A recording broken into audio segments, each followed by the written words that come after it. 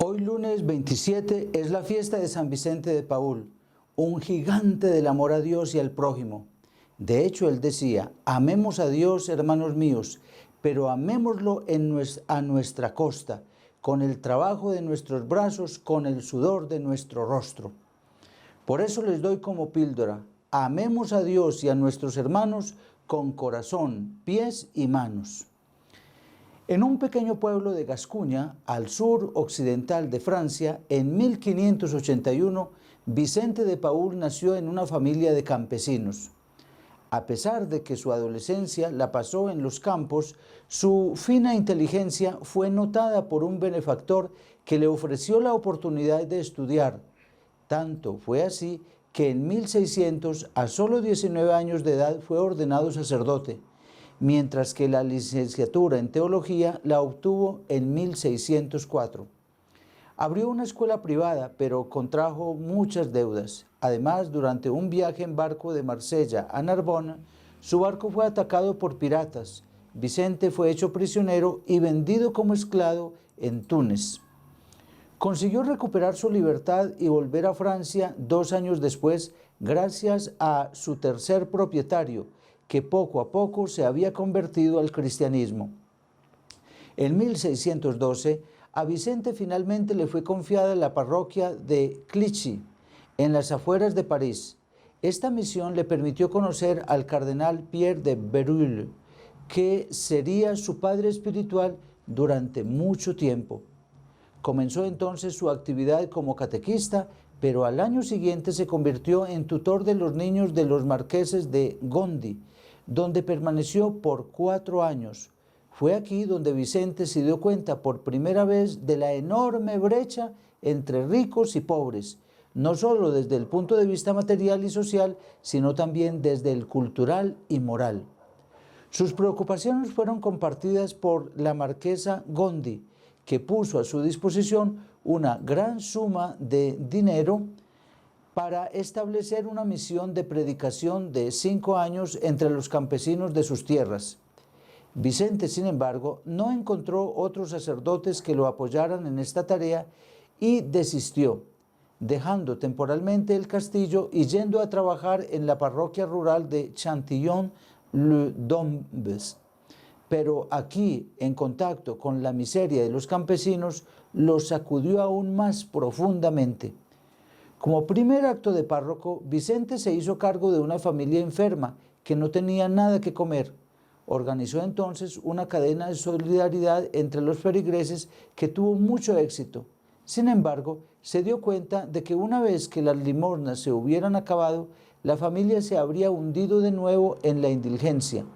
Por lo tanto, se necesitaba una organización más eficiente a largo plazo para servir a esta y otras familias necesitadas de la zona. El 20 de agosto de 1617, la primera célula de la Caridad Vicentina cobró vida. Para ocuparse de ello, como imponía la sociedad de entonces, serán solo mujeres llamadas siervas de los pobres. La asociación creció exponencialmente y en un tiempo récord obtuvo la aprobación del obispo de Lyon. Vicente comprendió que era el amor lo que movía todas las cosas y eligió dedicarse enteramente a esto, transmitir a los demás al menos algo de ese amor con el que se sentía profundamente amado por Dios. Vicente regresó al castillo de Gondi, pero esta vez para ocuparse solo de la promoción humana y material de los campesinos. Luego se trasladó a París, porque era en las ciudades donde las diferencias sociales entre los que tenían todo y los que no tenían nada eran mayores. Sintió que era allí donde debía intervenir. En la capital, pronto muchas mujeres nobles deseosas de hacer caridad y de contribuir económicamente a sus obras buscaron a Monsieur Vincent. Así nacieron las damas de la caridad, entre las que se encontraba incluso la futura reina de Polonia. El trabajo más importante que lograron realizar en 1634 fue la apertura de un hospital de la ciudad, pero las damas no eran suficientes, tanto en número como porque, dada su posición social, no podían hacerse cargo de las ocupaciones más humildes. En 1633, entonces, Vicente había fundado una congregación femenina muy innovadora para la época, las Hijas de la Caridad, que no serían monjas, alejadas del mundo y dedicadas a la contemplación, sino hermanas, hermanas de los últimos, que vivían junto a ellos en el mundo y los atenderían diariamente. En resumen, por primera vez las mujeres consagradas también participarían en el apostolado activo. Aún hoy, las Hijas de la Caridad son las familias religiosas femeninas más grandes de la Iglesia. Pero el trabajo de Vicente no se limitó a las nuevas religiosas. Ya en 1618 había empezado a predicar la palabra de Dios en los pueblos y muchos sacerdotes que se habían unido a él. Nació una nueva comunidad que gozaba del apoyo económico de la familia Gondi. Entre las reglas estaba la necesidad de vivir juntos, de renunciar a los oficios eclesiásticos más ambicionados, de ocuparse de la asistencia espiritual de los prisioneros y de la enseñanza del catecismo. Era la congregación de la misión, más tarde llamada la congregación de los lazaristas, en razón del convento de San Lázaro donde estaban ubicadas. También se les llama los vicentinos.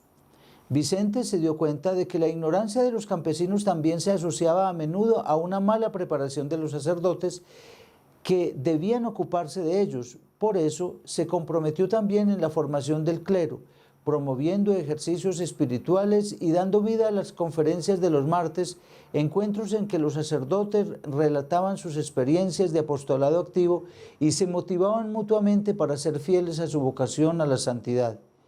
Vicente murió en París el 27 de septiembre de 1660 a la edad de 79 años.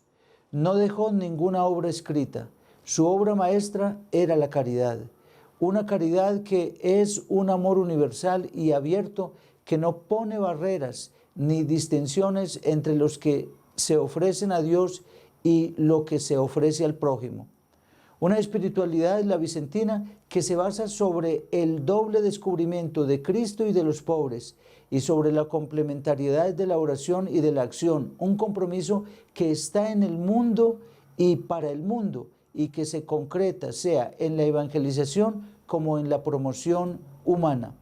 Sus hijos religiosos y religiosas siguen la espiritualidad vicentina descrita en la Règle. Ellos encarnan las características del espíritu vicentino mediante la sencillez, la humildad, la mansedumbre, la mortificación y el cielo por la salvación de las almas. San Vicente de Paúl fue canonizado por Clemente XII en 1737, mientras que en 1885 el Papa León XIII lo proclamó patrón de todas las asociaciones de caridad católicas. Agradezcamos a Dios haber suscitado este carisma de la caridad concreta en este gran hombre y en estas comunidades de los vicentinos y vicentinas, así como los grupos de laicos que se ocupan de los más pobres. Oremos por cada uno de los que, tanto religiosos como laicos, continúan obrando para hacer vida el amor de Dios entre los pobres. Que sean muchos los que hoy, en nombre de Dios, tomen esta bandera del servicio caritativo hacia los más pobres, viendo en ellos al mismo Jesús que sufre.